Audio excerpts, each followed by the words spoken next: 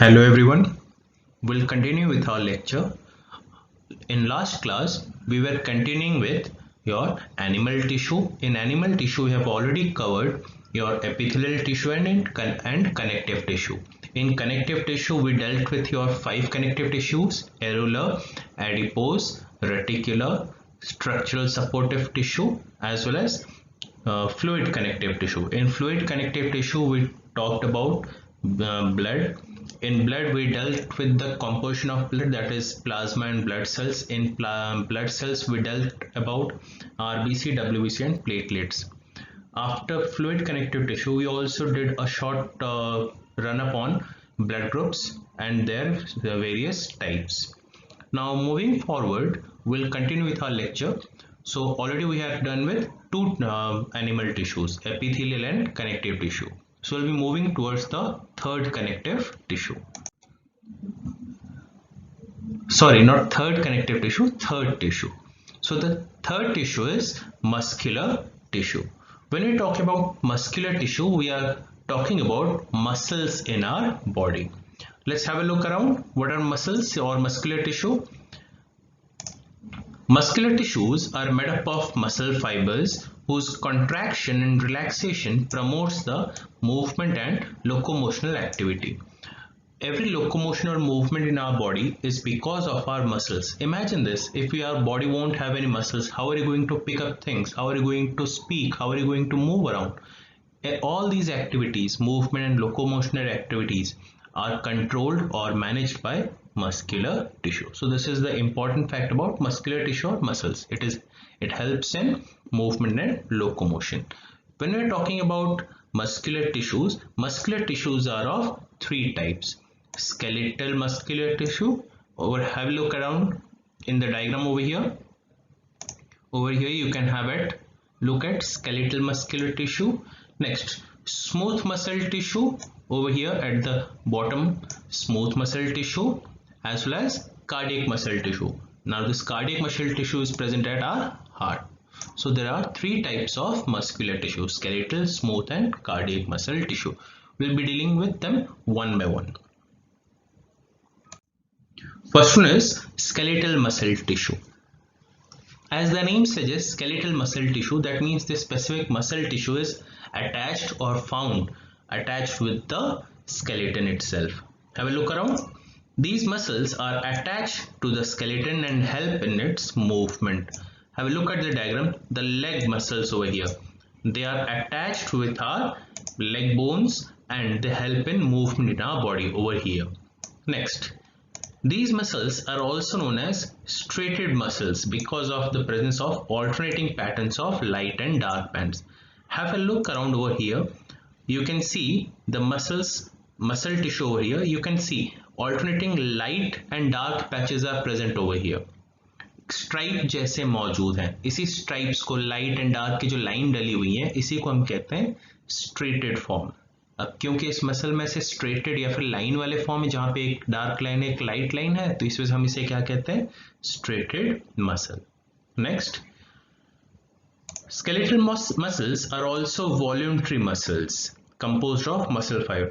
Voluntary muscle कहने का मतलब ये है कि हम इन्हें अपने हिसाब से कंट्रोल कर सकते हैं. यहाँ पे दिख जाएगा, they can be moved at one's own will. हाथ की मसल देख लीजिए, जब हम मूव करना, हम अपने मर्जी के हिसाब से हम क्या कर सकते हैं? इसको मूव कर सकते हैं. It is voluntary in nature. तो इसी वजह से याद रखिएगा, स्केलेटल मसल टिश्यू के 2 अल्टरनेट नेम्स हैं.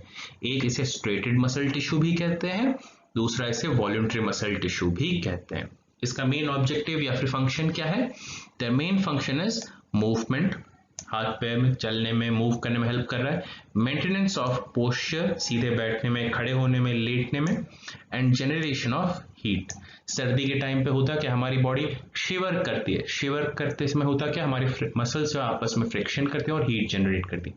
और इस हीट जनरेशन में भी कौन हेल्प कर रहा है? स्केलेटल मसल्स ही हेल्प करती है. स्केलेटल मसल के जो ऑल्टरनेट नेम्स है और कहाँ पाया जाता है, जैसे हाथ पैर वगैरह, इसको हम क्या करेंगे? प्री के हिसाब से मार्क करेंगे. Plus what is skeletal tissue and its function, इसको 3 मार्कर और 5 मार्कर के हिसाब से मार्क करेंगे. Next muscle tissue is smooth muscle tissue.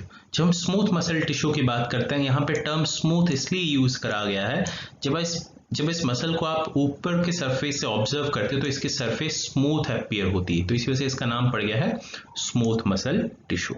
देखते हैं, दीज आर नॉन स्ट्रेटेड। जैसे अब जो स्केलेटल मसल में क्या था, alternating light and dark patches थे, यहाँ पे ऐसा कुछ नहीं है, स्मूथ है, सिंगल टोन है, तो इस वजह से हम इसे क्या कहते हैं, non striated. Involuntary muscles, involuntary muscles क्यों, क्योंकि हम इसे कंट्रोल नहीं कर सकते, तो इसे कंट्रोल कौन कर रहा है, involuntary muscles control by our nervous system. That means automatically brain automatically क्या करती है, इन्हें on its own involuntarily control कर रहा है, हमें कंट्रोल करने की जरूरत नहीं है। They are thin and spindle shaped fibers pointed at both the ends। यहाँ पे आपको ये दिख जाएगा, डायग्राम में यहाँ पे दिख जाएगा, ये जो स्ट्रक्चर्स हैं, ये जो यहाँ पे पॉइंटेड स्ट्रक्चर आपको दिख रहा है, फिर यहाँ पे एक पॉइंटेड एंड होगा और इसके दूसरे छोर पे भी यहाँ पे भी एक पॉइंटेड एंड होगा, ये दिख जाएगा। ये जो देख लीजिए, ये जो सेल है, ये जो शेप है, यही है स्पिंडल शेप। तो ये जो मसल फाइबर है, ये स्पिंडल शेप की मसल सेल से बनी हुई है, जहां पे दोनों एंड क्या है, पॉइंटेड रहती हैं। ठीक, next, they are involuntary nature, that means they can't be controlled. और कहाँ मौजूद है, they are present in internal organs. Their main function is movement of internal organ. Example लेते हैं, डायफ्राम जो कि हमारे ठीक रिब केज के नीचे है, जो कि इनहेलेशन एक्सहेलेशन में हेल्प कर रहा है। डाइजेस्टिव ट्रैक्ट जो कि खाने वगैरह को मूव करने में हेल्प करता है। तो यहाँ पे याद क्या रखना है, स्मूथ मसल के ऑल्टरनेट नेम क्या है, इसे इनवॉल्यूंटरी मसल कहता है, नॉन स्ट्रेटेड मसल भी कहते हैं। इनवॉल्यूंटरी क्यों है, क्योंकि इसे डायरेक्टली हमारा ब्रेन कंट्रोल करता है। काम क्या है इसका, ये हमारे इंटरनल ऑर्गन्स को कंट्रोल करने में, मैनेज करने में हेल्प करता है। कहाँ पाया जाएगा, डायफ्राम, डाइजेस्टिव ट्रैक्ट, जो रेस्पिरेटरी ट्रैक्ट वहां पे भी पाया जा सकता है, साथ ही साथ हमारे किडनी के आसपास भी पाया जा सकता है। So these are examples of smooth muscle tissues. यहाँ पे डायग्राम में भी दिख जाएगा, smooth muscle moves food, urine and reproductive tract secretions. It controls diameter of respiratory passageways as well as regulates diameter of blood vessel. ये भी additional functions हैं of smooth muscle tissue. आगे बढ़ते हैं। Next, last muscular tissue is cardiac muscular tissue और cardiac muscle tissue. As the name suggest, cardiac over here means heart. तो ये जो टिश्यू है कहाँ पाया जाएगा, it is found in our heart itself, ये हमारे हार्ट में ही पाया जाता है। देखते हैं, these are striped muscle fibres. ये प्रॉपर्टी कहाँ मौजूद थी, स्ट्रेटेड में थी, या फिर कह सकते हो हमारे जो स्केलेटल मसल है वहां पे ये प्रॉपर्टी शो करी है। यहाँ पे डायग्राम में आपको दिख जाएगा, यहाँ पे आपको स्ट्राइप्स दिख जाएंगे, एक लाइट और एक डार्क, ऑल्टरनेटिंग स्ट्राइप्स यहाँ पे ऐसे मौजूद है। So they are striped muscle fibres branched and appear to be multinucleated. यहाँ पे आपको दिख जाएगी, जो सेल है ये ऐसे ब्रांच फॉर्म करे, ब्रांच होने की वजह से आप एक सेल को दूसरे सेल से आप डिफरेंशिएट नहीं कर पाते, तो आपको लगता है क्या है, एक ही सेल में बहुत सारे न्यूक्लियसेस मौजूद हैं। बाय द वे, जो ब्लू डॉट्स आपको दिख रहे हैं, यहाँ पे आपको जो ब्लू डॉट्स दिख रहा है, ये सब क्या है, न्यूक्लियस है। तो हमें क्या अपीयर होगा, they will appear to be multi nucleated. They are involuntary nature, heart को हम कंट्रोल नहीं कर सकते, and is present in heart. Next, function क्या है, their function is contraction and relaxation of heart. और इसी कंट्रैक्शन रिलैक्सेशन की वजह से वो क्या है, हार्ट फंक्शन कर पा रहा है, काम कर पा रहा है, इसकी वजह से हमारी पूरी बॉडी में ब्लड को पंप कर पा रहा है। सो कार्डियक मसल का फंक्शन क्या है, it helps in contraction and relaxation of heart leading to pumping of blood. Next tissue है नर्वस टिश्यू। नर्वस टिश्यू और the nerve tissue is the main tissue of our nervous system. हमारे nervous system की जब हम बात करते हैं, main control system of our body की जब हम बात करते हैं, ये किस टिश्यू से बना हुआ है, नर्वस टिश्यू से बना हुआ है। It monitors and regulates the function of the body. Nervous tissue का काम क्या है, या फिर नर्वस सिस्टम का काम क्या है, हमारी बॉडी को कंट्रोल भी करता है, मॉनिटर भी करता है और रेगुलेट करता है, कौन सा बॉडी ऑर्गन कैसे फंक्शन करेगा, काम करेगा। Nervous tissue consists of nerve cells और न्यूरॉन। नर्व सेल को हम क्या कहते हैं, न्यूरॉन कहते हैं। टिश्यू है तो फिर सेल से बना होगा, सो नर्वस टिश्यू किस सेल से बना है, नर्व सेल या फिर न्यूरॉन से। इसका काम क्या है, it helps in transmission of nerve impulse, ये जो नीचे डायग्राम आपको दिख रहा होगा, दिस इज योर न्यूरॉन। ये न्यूरॉन या फिर नर्व सेल क्या करती है, ये मैसेज रिले करती है, एक बॉडी पार्ट से दूसरे बॉडी पार्ट में मैसेज रिले करती है। और मैसेज कैसे रिले होती है, nerve impulse.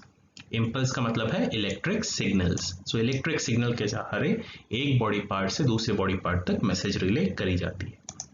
Brain, spinal cord and nerves are composed of nervous tissue. So nervous tissue कहाँ कहाँ पाया जाएगा, ब्रेन, स्पाइनल कॉर्ड और नर्व्स में पाया जाएगा। नेक्स्ट, जब हम नर्वस टिश्यू की बात करते हैं तो फिर हमने अभी बात करी थी नर्वस टिश्यू किस चीज से बना हुआ, it is made up of neuron या फिर नर्व सेल। देखते हैं इसका डेफिनेशन 3 मार्कर के हिसाब से।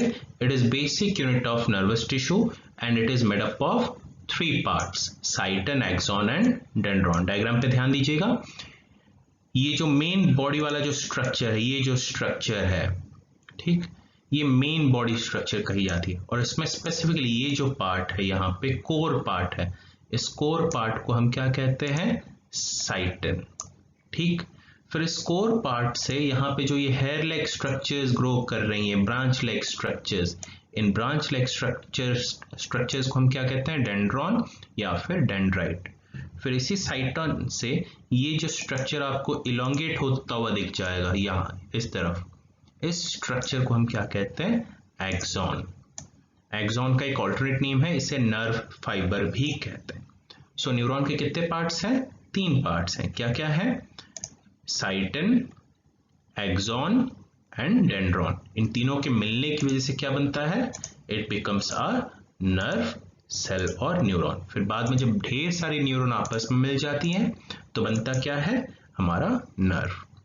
देखते हैं, नर्व और nerve tissue are of 3 types. 3 type के टिश्यू हो सकते हैं, सेंसरी या फिर एफरेंट नर्व, मोटर या फिर efferent nerve and mixed nerve. ये डिफरेंशिएशन एक्चुअली उनके फंक्शन के हिसाब से है।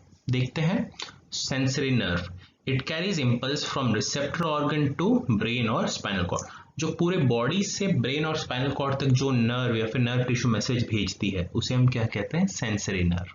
तो याद रखिएगा, सेंसरी नर्व का काम क्या है, ये मैसेज कहां से कहां रिले करती है, बॉडी से ब्रेन की तरफ। नेक्स्ट, मोटर और efferent nerve, they carry impulse from brain और spinal cord to the body. ये जस्ट सेंसरी नर्व के ऑपोजिट काम करता है। काम क्या है इसका, ये ब्रेन से बॉडी की तरफ मैसेज रिले करेगा।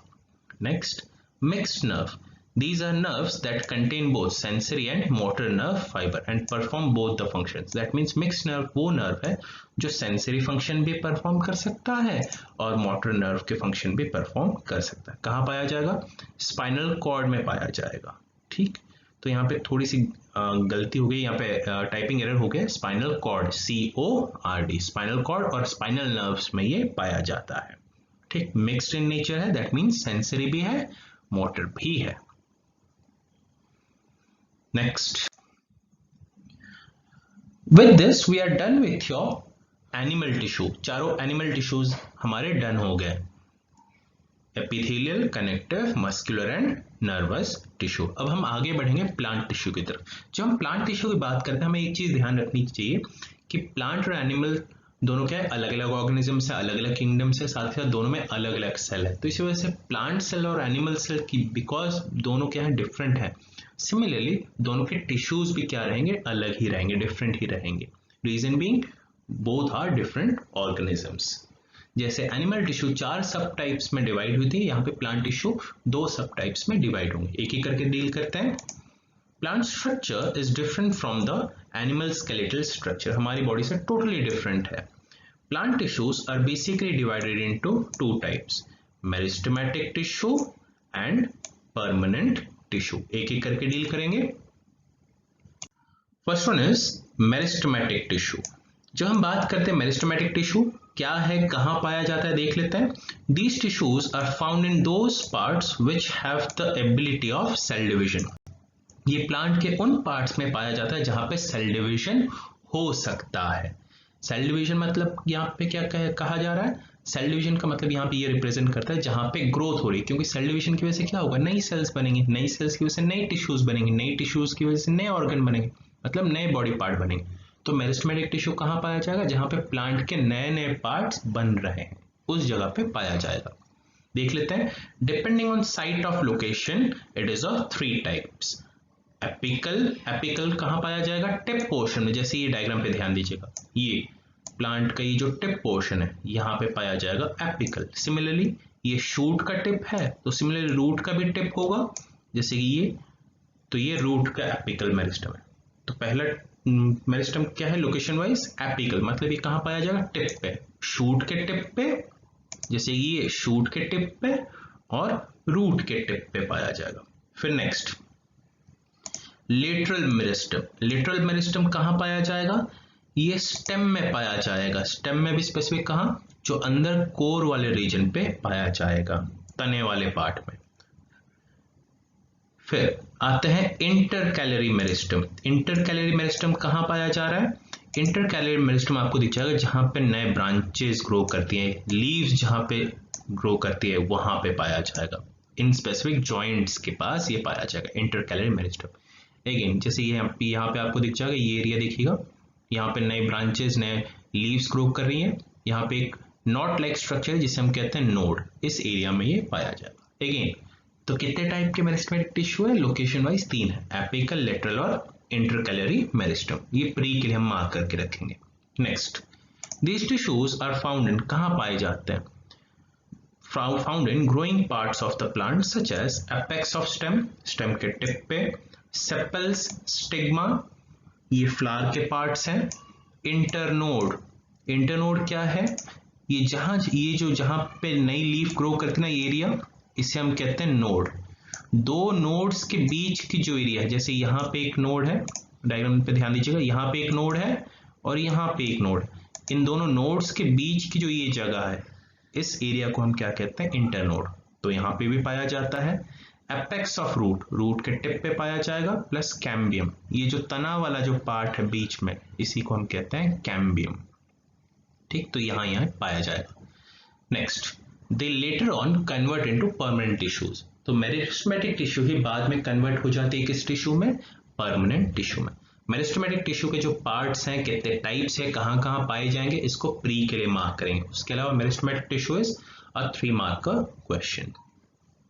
नेक्स्ट आगे बढ़ेंगे। Next is permanent tissue. Okay, permanent tissues are derived from meristematic tissue. अभी हमने बात करी थी मेरिस्टेमेटिक टिश्यू क्या है? ये वो टिश्यूज है जहां पे ग्रोथ होती है। जब उन्हीं पार्ट्स में ग्रोथ में रुकावट आ जाती है, फिर वो पार्ट्स रुक जाती हैं, ग्रो नहीं करती है, तो कन्वर्ट किस में हो जाती है? परमानेंट टिश्यू में।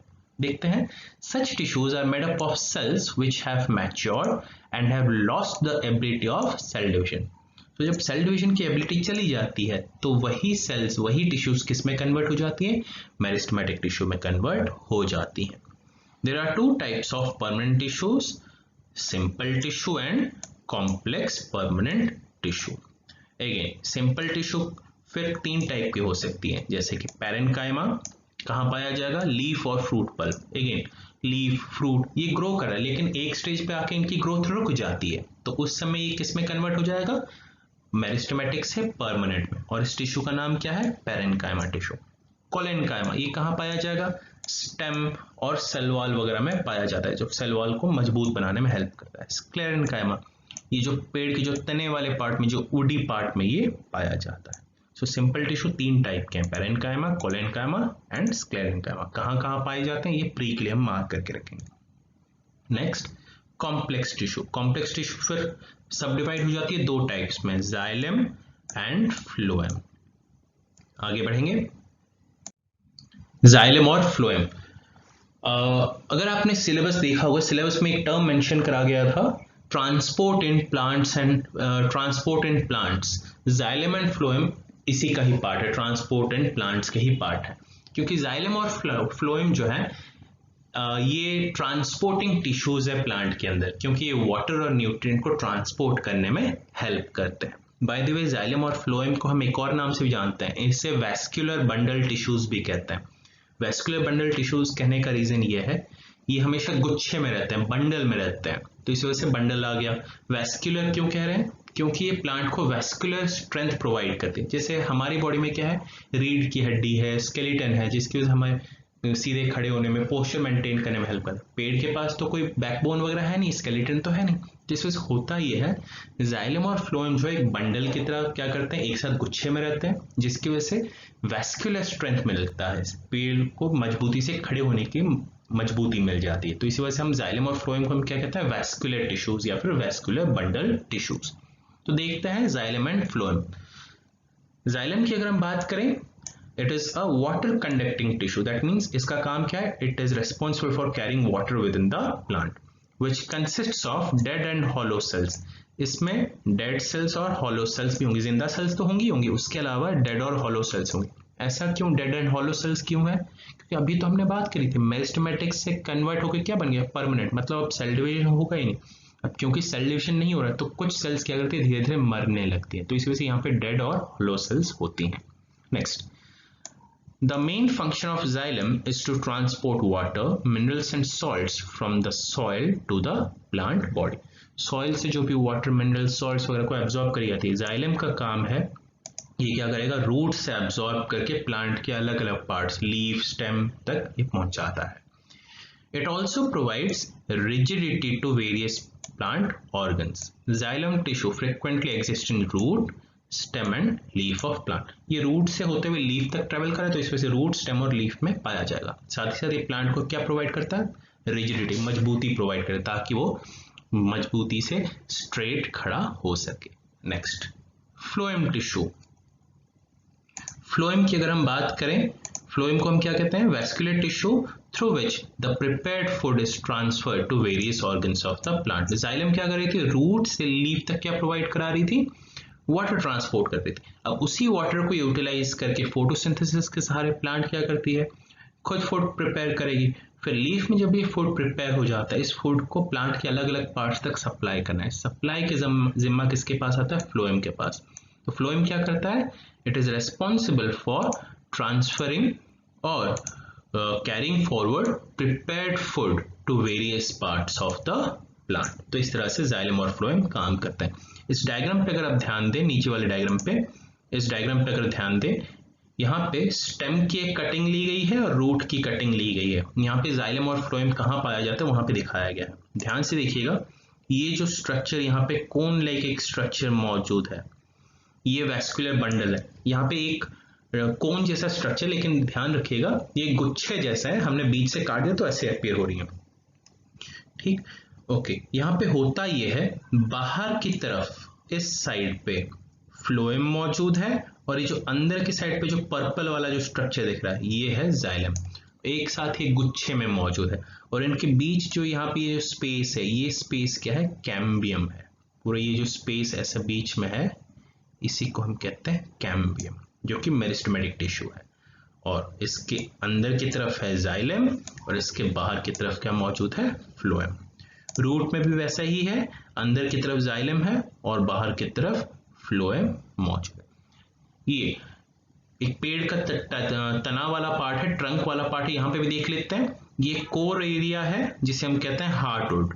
फिर इसके ठीक बाहर की तरफ मौजूद है जाइलम का ये area.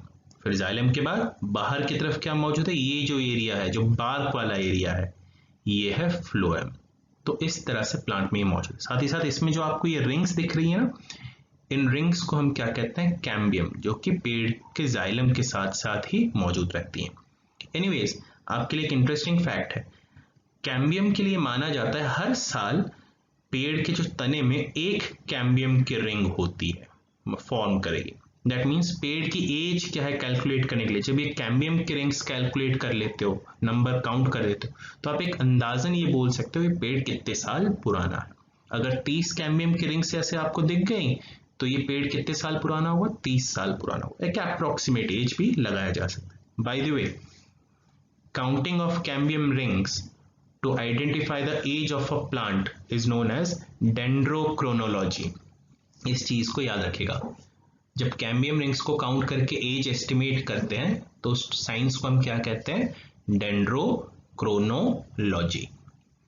Okay, with this we are done with your topic of tissues. Have a good day, take care.